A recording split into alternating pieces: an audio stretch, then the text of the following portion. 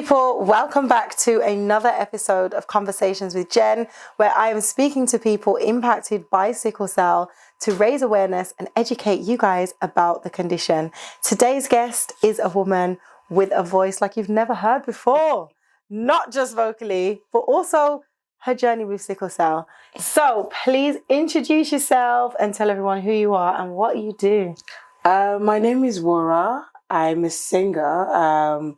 Also artist. I have a choir function band. So when you're doing weddings, events, I'm that girl you call. So she's that girl you call. Thank you so much for joining me. Thank you for having me. I think it's been like a long time coming. I remember reaching out to you years ago when I was blogging. First of all, I used to have a blog saying, oh, can I do something on you for my blog? I interviewed lots of people. But of course, you were very busy at that time, but we'll get to that. And I never did get the blog post. But hey, you know, this is even better because it's in person. It was the right time. It was. Nothing happens before the time. So for the purpose of this, I just want to kind of dive into your journey with sickle cell. Okay. So can you tell me like what type of sickle cell you have and what was your experience like growing up with the condition? I have sickle cell SC. My journey with sickle cell, I didn't know until much later because I was born in Nigeria. Okay. And I don't think anyone noticed because I was the thin. Now you would never believe, but I was the thin girl that just never put on weight. If only they knew. And I have hope, guys. I have hope because they're not if only they knew. And I just used to get the random headaches, but I was such an active child that there's this thing in Nigeria, when you have headaches, just pour Kodo on your head and get to moving, and that seemed to work.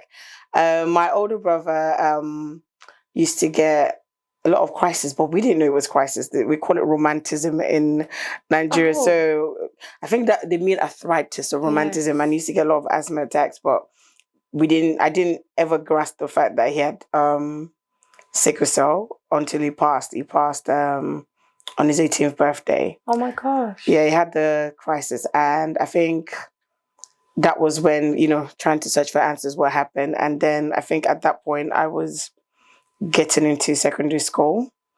And that was part of the requirements to find out, the history. And sickle cell was flagged. And I was like, say what? So I think that brought a lot of understanding and knowing what to do with it. But at that time in Nigeria, I don't know about now, it wasn't something there was a lot of light shone on, and there's a bit of stigma around it. So my family went above and beyond to make sure I came to this country where I could get better care, and I'm grateful to them because clearly it's going really well. What can I ask? Yeah. Sorry to interrupt. What, when was this? Like 80s, 90s? No, I'm not that old. 90s. 90s. 90s. But I came here not when that old. I'm an 80s, but this was so the 80s, baby. Plot twist. No, I think this was like the noughties. The noughties. My brother died, I think, 1999. Oh my god. Yeah, literally December around Christmas period. So it was not a great Y2K for us at home. I think I was about maybe. My brain is not what it used to be. So let's just say a bracket between 10 and 12. I failed maths, so calculation is not my friend.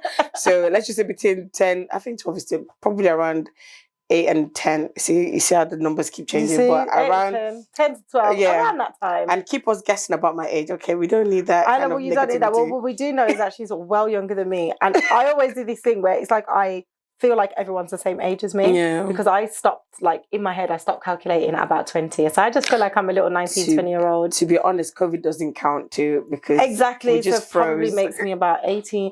So at one point I just stopped counting. But the way that she said, I'm not that old, 80s. I thought you were talking about in the years of beyond, and I'm like, yeah.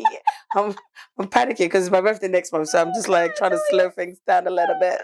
The reason why I asked you that though is because I had an interview with another lady that I know from Birmingham, Yemi, and she was born in the UK actually, but then at that time when she was born, which was in the 60s, she was actually told and advised to go back to Nigeria because they didn't know anything about sickle cell in the UK, and they didn't know how to treat her. Really? So it was best for her to go back to.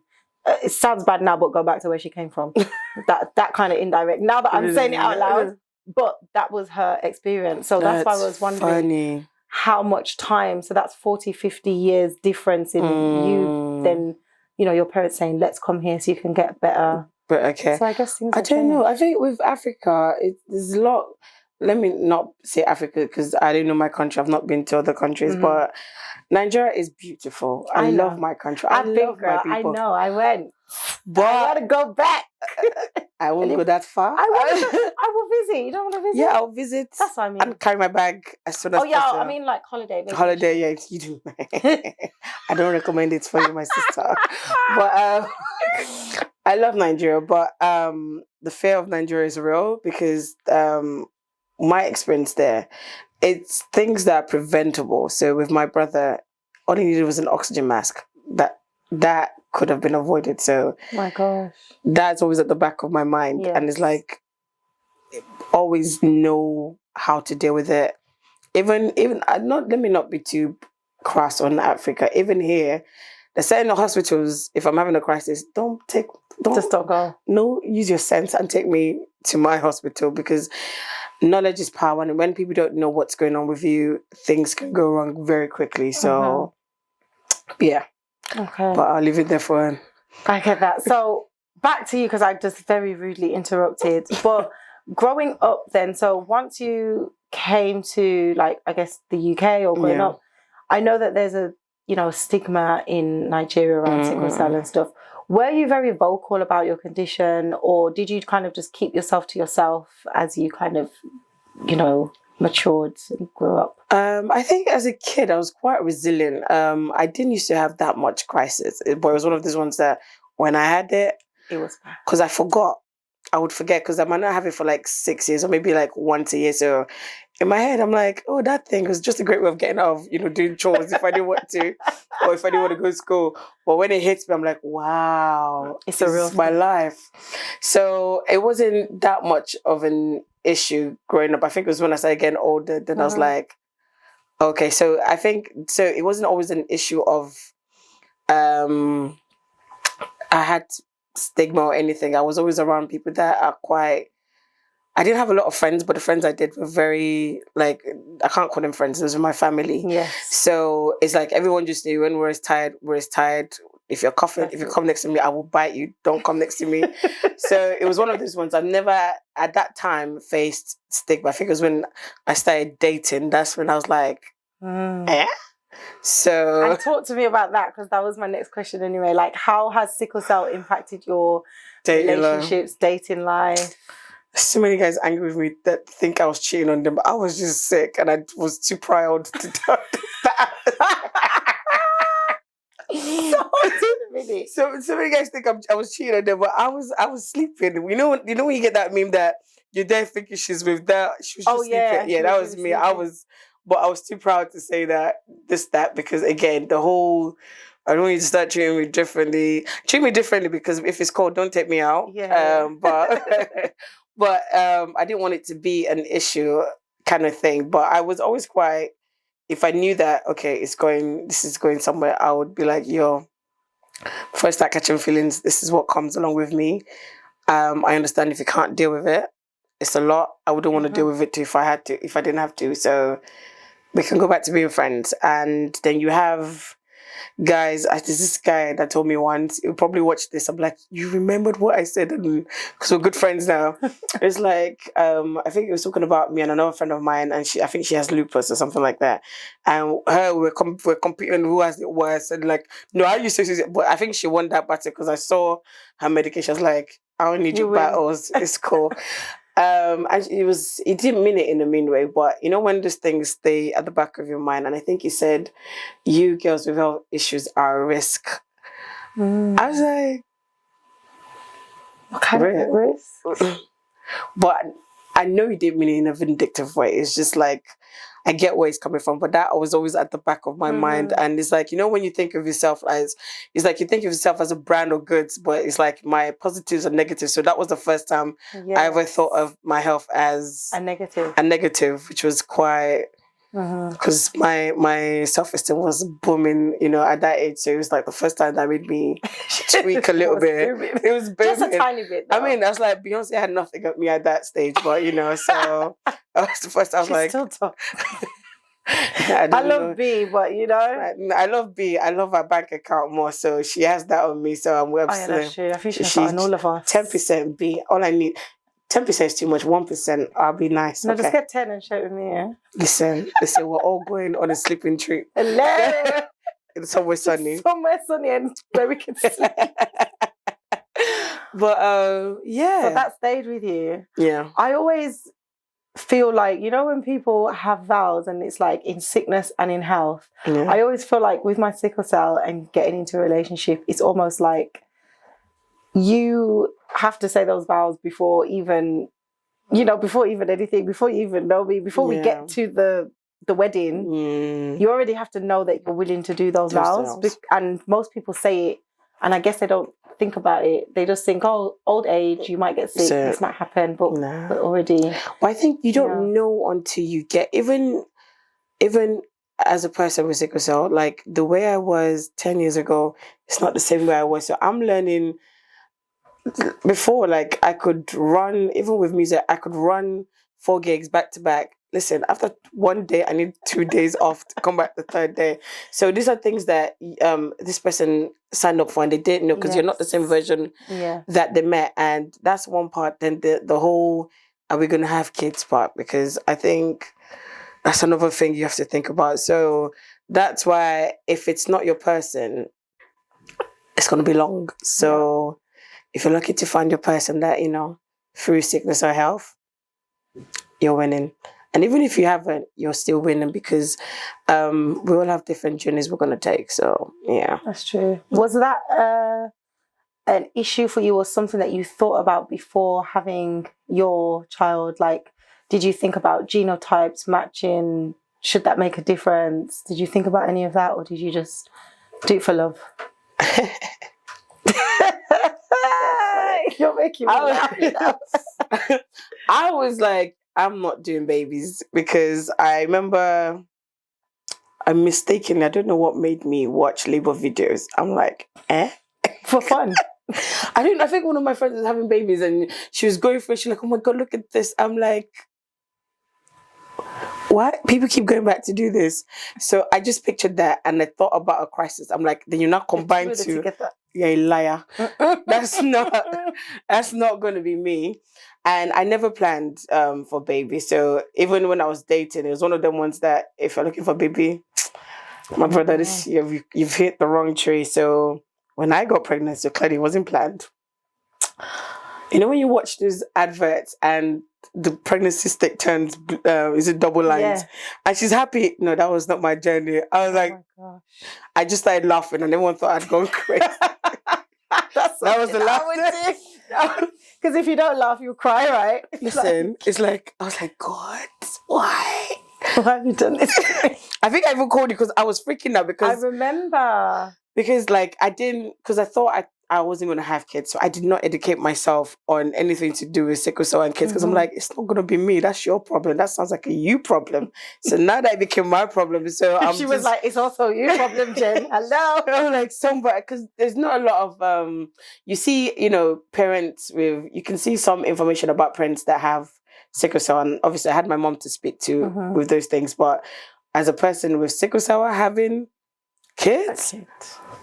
I'm so grateful for the group chat you created for us, because that saw me through some trying times. Oh gosh, I remember that. Yeah, so knowing that, other women did it and, they survived it and even went back willingly again, I was like... Yes, because so had multiple. So the group chat helps. Yeah. Baby's born. Baby boy. And healthy. Healthy. What was the journey like? So I know I assisted in easing the mind and speaking to women who have been there, done that multiple times, some of them. What was your experience like? Before I say this, everybody's journey is different. There's some women, it was smooth, easy sailing, they were glowing throughout. Personally, that was not my journey. Never again. Because Okay. I think the nausea, I still get nausea. My baby's 3 years now. I still get the nausea. That still hasn't left. Throwing up, being sick, being in and out of the hospital, then thinking I was going to lose the baby. Then Oh I went for one of my final checkups. Then they're like, yeah, you can't go home. And I had to go through, what's that thing where the cesarean? C-section, yeah. I thought that was the easy way out because I think I finally felt the labor. I was like, eh? Run me the pills. Because I wanted the whole natural birth in the water. In the water. My Everyone doctor wants was looking at me like, are you okay? Are you all right? I was like, no, it's okay. It's going to be chill. We're going to do it in the hospital. I had it planned out. She's just looking at me. I don't think she took me seriously. Because the minute it hit, I was like, you know what you're doing? So run me all the pills. Just run it. Oh my God. And then 2 days later, we went into lockdown. I don't recommend that because I just woke up and I didn't even know what a lockdown was because I think when everyone was talking about China, this, that, I was still in baby brain. Yeah. And then waking up, I was like, what's a lockdown? What? Then you get the letters that you have to shield. So I'll just wake up with the baby and I was like, I'm so sorry. I'm so sorry. I don't know. I didn't want to bring you into this. But on the flip side, it was a great time to bond with a child because we're literally, You couldn't go both nowhere. of us had to shield. It's like, we're going to be best friends. So what's up? So, motherhood, best thing I've ever done. So Wow. I know I'm saying the bad side, but I would, for him alone though, I would do that for him. Any other child, you're on your own because She says this now, guys. She'll probably be laughing again in a couple of years. Let me touch on because you look that look.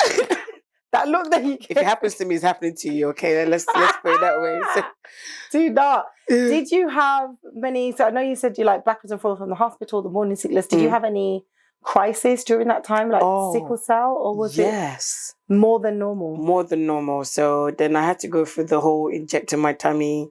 The blood thinners. Oh, it was long. And then you couldn't use painkillers. So I had to... What did you do? Listen, I was fed up because normally when I have my stages, so if it's like a mild one, a good little paracetamol, ibuprofen, you know, if it's getting crazy, this is one thing I love about Nigeria. It's something called aboniki. It will save lives. We know. Listen. That is the savior. I feel like they might have the cure for cancer in aboniki. You just need to mix it with some... We just have to know what... One bottle that, it's just because it fixes everything. Fixes everything. So I would use that with the painkillers. And if things are just diabolical, listen, tramadol me, I'm out. See you in 3 days. If I'm getting consciousness, run me those pills again. I'm out because I'm not doing this with you. Yeah. So for the first time in my life, I could not use my escape. So I had to find new ways of managing pain. Netflix, they got my money in that season because I find that with music, I'm a musician, so music helps. Just losing myself in a good story. Grey's Anatomy was my best friend. Okay, so it's just a good series where you can so because dive in. As much as I wanted to, I wasn't ready for motherhood. Immediately I know that, I was a mom. And anything to keep my boy safe. So trauma, but we survived it. Well, congratulations. And I forgot that I was a teeny, tiny contributing factor. No, you're not. You were big contributed. That I've still not deleted that group chat. I just like to just in case. Just in case. You're keeping it for a reason though, isn't it? Yeah. So baby boy, when you fell pregnant, did they have to do any prenatal screenings for you because you had sickle cell and stuff? What was that process like? So obviously this could be risky, this, that, and then we obviously tried to find out the baby's genotype too and all that good stuff. I think that part was a very tricky place for me because there was a chance that my son could have sickle cell. Okay. And then you know, the typical, are you sure you want to have this baby? This, that. It's risky and Yeah. You can see the judgment the minute you came in. I'm like, don't worry, I'm judging myself, okay? I know. I don't need you to judge. I'm the walking advertisement of, you know, what to do, what not to do. And I'm grateful for my mom in that, because she had to sit me down. She's like, if you are feeling this, what do you want me to say? Because I don't see you the way they say, you know, you're supposed to be. You're a blessing. Everything that you're doing, every other child has done it. You've even done more, and you know, more than I could have expected. So don't underestimate this child onto this baby. Don't underestimate the child, you know. And then some of the tests can be quite dangerous, because it means that you could actually lose a baby trying to find out. And I said, you know what, wherever the outcome, my baby's my baby. Like, I don't know how we're gonna run it, but we're gonna run this gig together. So you could tell, you know, obviously they have to be professional, but you could just tell the hint of a slight judgment, but the baby came. That's so bad though. I think it's just really rude. Like, who are you? Is it your womb? Do you know what I mean?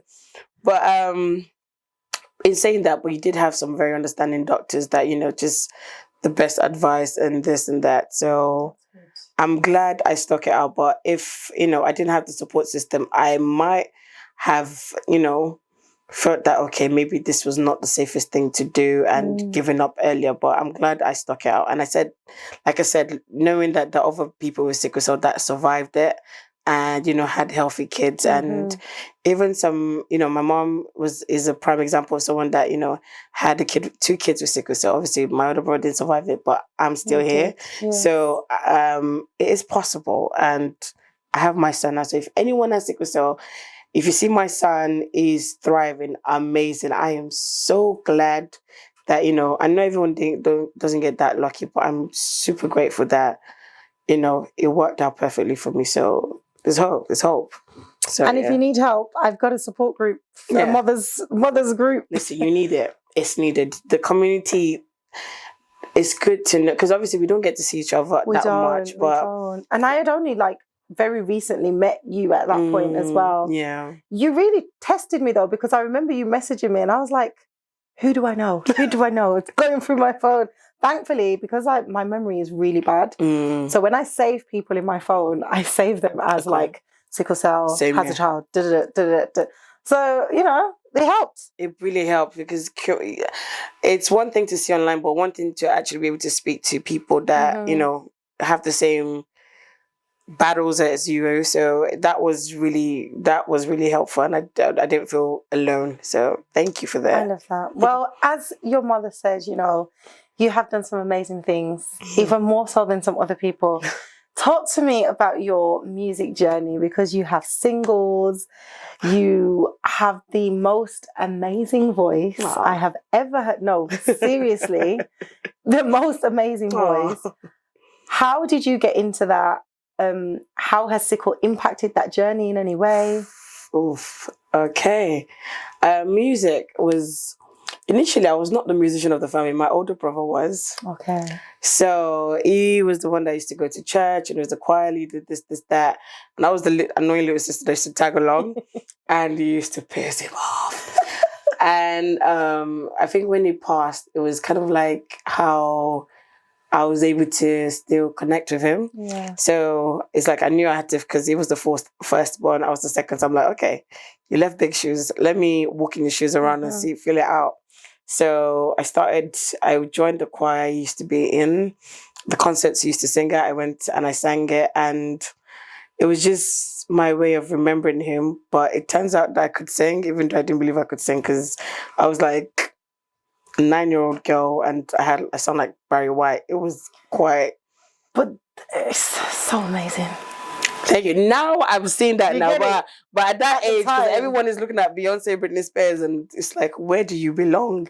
So, but music has been a blessing, because even with work, like 9 to 5... Let's laugh together. Yeah, I can laugh too, darling. Because 9 to 5 is a myth. Yeah. What? No. Every day, 5 days a week, I gotta get up? No. 2 days break. 2 days to sleep on the... Yeah, no. Yeah, and you have to wake up early in the morning. Who? Where? How? Not me. So I did try out. I gave up after 2 months because I was like, I was... Oh gosh. I think I was meant to be there 5 days a week. I was coming there like once or twice a week because I come today 3 days in the hospital. I was like, this is long. So, but with music, I can do, because all the singing I'm gonna do, probably like 45 minutes to tops 2 hours, and in that 2 hours I get a break, collect my money, and I'll go home. And the amount of times I've been, all these videos you see me posting, half the time I'm high on tramadol because I'm having a crisis. So if you guys see me crying, being emotional, it's probably because I'm in pain. So it translates really well. Do you know what I mean? So it's one job I can do whatever situation I'm in. But the only time I need time out is if like it's like, yeah, it's too much. My eyes are too red or something. But music has been fantastic in that place, and it's a great outlet for, because no one talks about the depression that comes with this thing. Girl. Listen, so it's a great outlet, and it means that, I can still make a living, and because I'm a very ambitious person. Like, anyone that knows me, like, if you speak to any of my friends, ask them, what does Wura want? Some people say they want love, they want the money. That's what I'm looking for. Plain and simple. Money. Just money. So I'm very ambitious, and I want great things, but to be ambitious you need to, when you watch all these videos online that, you have to be up at 3 a.m, jog for 40. No. I ain't got time for that. So music is like whatever condition I'm in, because sometimes when, like we were saying, so my week is, I'm working, let's say Friday, Saturday, sometimes Sunday, so 3 days a week. The rest, I'm in bed. You're sleeping. I'm learning my song on the bed, doing admin on the bed, booking clients, booking singers on my bed. And you get to do your whole schedule yourself, so you know what you can manage. What I can manage. I know where I'm singing, when I'm not singing. Winter time, that's it. You won't find me. That is me. Bang it out all in the summer, spring, when it's warm. Yeah. But even with winter, I'll still do the odd one, but I know that I can't travel because music involves, like, sometimes I'm on that road for 6 hours, 6 hours there, 6 hours back. So if I know I'm doing that for the next 3 days, don't leave me alone. Don't talk to me.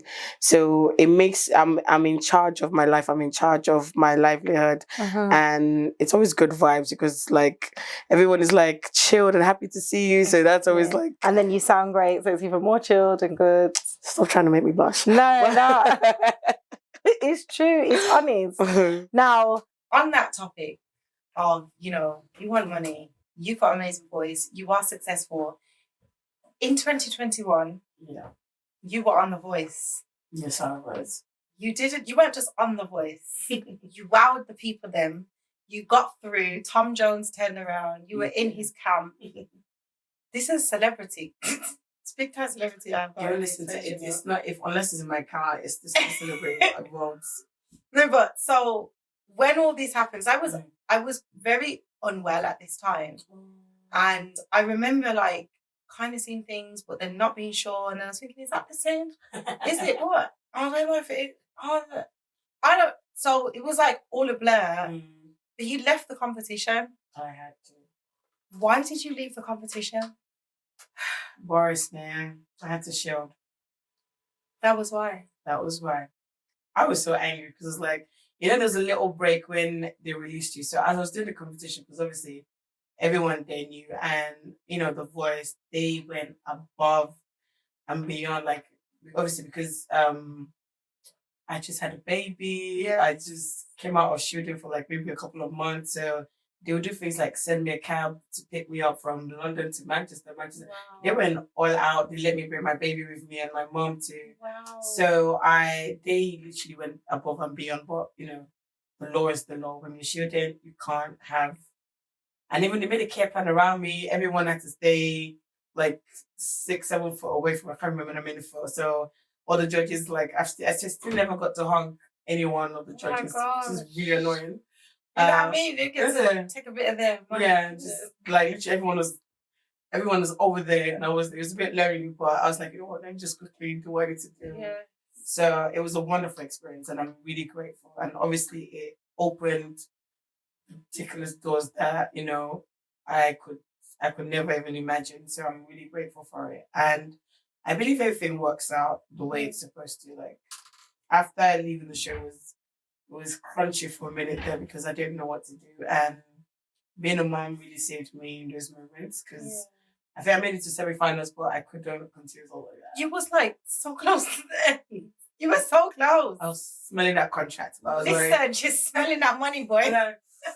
Bring me in. But everything works out the way it's supposed to. And I just have to trust that even though that time didn't work out, whatever's meant to be mine will be mine. So, but I'm grateful to them. The voice, they were fantastic. Amazing. Yeah. It's really refreshing to hear that they did everything that they can, because I feel like for some people, granted it's probably their work or careers, but it's possible to make adjustments, to make you feel comfortable, to make us feel comfortable. Yeah.